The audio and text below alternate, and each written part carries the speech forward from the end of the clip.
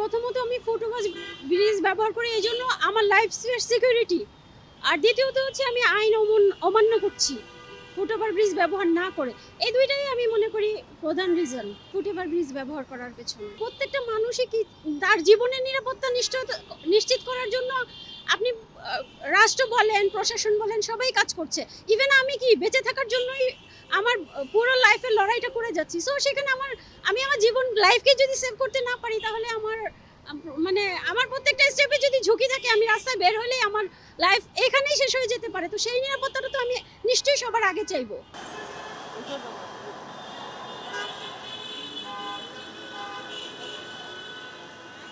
শর্টকাটে আইসা বললাম একটু কাজ আছে তো জরুরি, এই কারণে আর কি। আছে অবশ্যই, জীবনের মায়া তো অবশ্যই আছে, জীবনের মায়া করি বিদায় তো ওরকম সিঙ্গেল পড়ার সাথে সাথে আসছি আর কি, সিঙ্গেল দোষে বিদায় আসছি আর কি। ডিএমপি থেকে যদি জিনিসগুলো যথাযথ উদ্যোগ নেওয়া যায়, সেক্ষেত্রে আমার মনে হয় যে নিরাপদ আইনটা যথাযথ বাস্তবায়ন হবে। বাট আমাদের সাথে সাথে আমাদের নাগরিকদের, আমাদের যে পথচারী আছে, তাদেরকেও এই বিষয়ে আরও সচেতন হতে হবে, যেটা আমরা নিজেরা অনেক সময় ভুল করে ফেলি।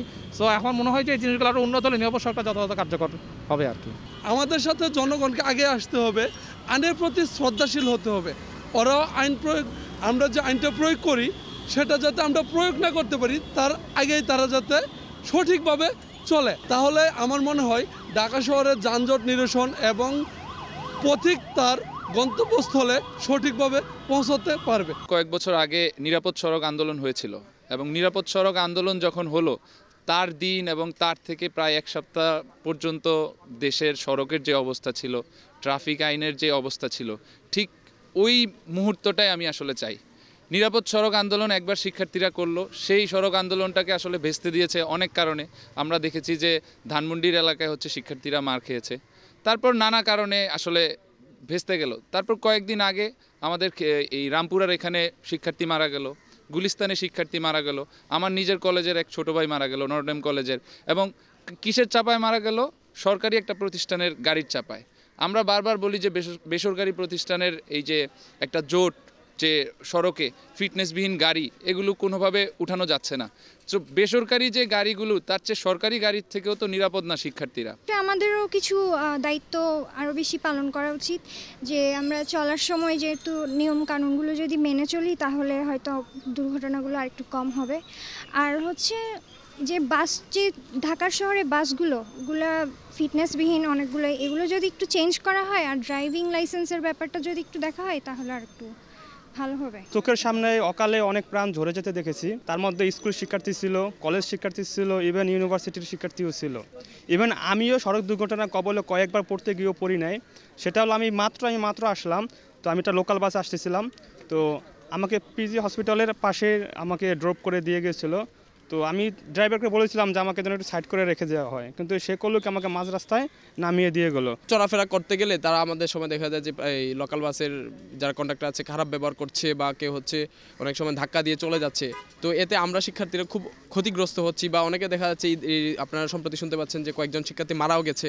এবং এই ব্যাপারে আমি খুবই আশাহত যে আমাদের মতো শিক্ষার্থী যাদের জীবনের কোনো মায়া নেই, বা জীবনের আসলে কোনো তাদের নিশ্চয়তা নেই যে তারা আদৌ কখন তারা মারা যাবে, বা কখন তাদের পরবর্তী গন্তব্য কি, তারা আসলে নিশ্চয়তা নেই এই শহরে।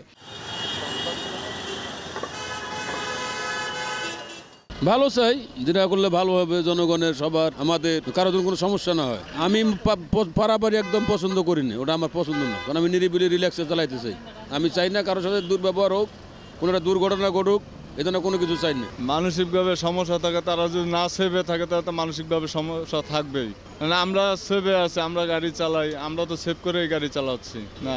এখন ড্রাইভিং লাইসেন্স ছাড়া কোনো ড্রাইভার গাড়িতে বসেও না, সবারই এখন ড্রাইভিং লাইসেন্সই আছে। আর যাদের না থাকে তাদের আপনার আইনগত ব্যবস্থা নেন, সমস্যা নেই। আমাদের পুলিশের হয়রানি এখন নাই, এখন ওরকম কোনো চাপ নেই। আমরা চেষ্টা করি যাত্রীদেরকে বলার জন্য ফুটওভার ব্রিজ আছে সেটাকে পার হয়ে যান, যতটুকু পারি আমরা রুগী বা কোনো প্রতিবন্ধী থাকলে সেটা আমরা নিজে পার করে দিই। আমরা চেষ্টা করে যাচ্ছি তাদেরকে ফুটওভার ব্রিজ ব্যবহার করার জন্য। সবাই চাই যেন শর্টকাট করে আমরা চলে যাই, খুব দ্রুত পারে, রিস্ক নিয়ে চলে যায়, বাট আমাদের চেষ্টার কোনো ত্রুটি নাই। আমরা যত চেষ্টা করি সবাইকে ফুটওভার ব্রিজটা ব্যবহার করার জন্য। যারা বেপরোয়াভাবে গাড়ি চালায় সেক্ষেত্রে আমরা অবশ্যই আমাদের সড়ক পরিবহনের যে আইনটা আছে সেটা আমরা যাতে প্রয়োগ করি। বেপরোয়া গাড়ি চালালে সেটা আমরা আইন ব্যবস্থা নিই। আমরা আসলে ডিএমপিতে গতিসীমা মাপার জন্য আমাদের কোনো মেশিন নেই, এটা হাইওয়েতে থাকে। সেক্ষেত্রে যদি কোনো যাত্রী আমাদের কমপ্লেন করে সেক্ষেত্রে আমরা সেই গাড়িটা আটক করে সেক্ষেত্রে আমরা ব্যবস্থা নিই, গ্রহণ করি। আমরা যতগুলো চেক পয়েন্টে গাড়ি চেক করি যে যদি ড্রাইভিং লাইসেন্স না থাকে সেক্ষেত্রে ড্রাইভিং লাইসেন্সের জরিমানাটা যে আইনটা আছে সেটা আমরা প্রয়োগ করি। বা তাদের কথা হচ্ছে বিএটি আমাদের লাইসেন্স দেয় না। নিয়ম আছে যদি আপনি ড্রাইভিং লাইসেন্স না দেয় সেক্ষেত্রে যখন আপনি ড্রাইভিং পাবেন তখনই আপনি ড্রাইভিং ইউজ করে গাড়ি চালাতে পারবেন, এছাড়া আপনি চালাতে পারবেন না। যদি ড্রাইভিং না থাকে সেক্ষেত্রে আমরা ড্রাইভিং মামলাটা সেটা আমরা করে দিই। দুপুর হচ্ছে আপনার কিছু আছে অপ্রাপ্তবয়স্ক যাদেরকে বিএটিসি লাইসেন্স তো অলরেডি দিয়ে দিয়েছে, যে লাইসেন্স আপনার ভাই লাইসেন্স থাকার কথা হালকা লাইসেন্স তারা গাড়ি দিয়ে দিচ্ছে।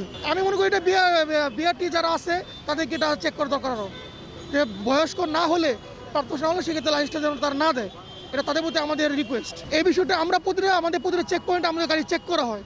যদি আমরা মনে করি বা কোনো যাত্রী আমাদের ট্রিপল ফোন দিয়ে কমপ্লেন করে যে ড্রাইভারের এই অবস্থা, সেক্ষেত্রে আমরা গাড়ি তাদের আইনি ব্যবস্থা নিই। অবশ্যই তাকে আমরা আটক করে থানায় সোপর্দ করে দিই। আমরা সড়ক চাই যেন সবাই যেন আমাদের সড়ক পরিবহন যে আইনটা আছে আইন শ্রদ্ধাশীল হয় এবং আইনটা তারা মানে। আমরা যাত্রীদের বলতে আমাদের এটাই আমাদের মেসেজ, তার জন্য আইনটা তারা ভালোভাবে মানে। আমরা বাস্তবে আমরা আমাদের কাছ থেকে আমরা পুরোদমে চেষ্টা চালাই যাচ্ছি সবাইকে আইনটা মানার জন্য। এবং অনেকে আমরা সারও পেয়েছি, ম্যাক্সিমাম লোকে আমাদের আইনটা সম্বন্ধে অনেক ভালো মানতেছে। আমরা আমাদের চেষ্টা চালিয়ে যাচ্ছি যেন আইনটা তারা ভালোভাবে মানে, আমরা ভালো ফল পাচ্ছি।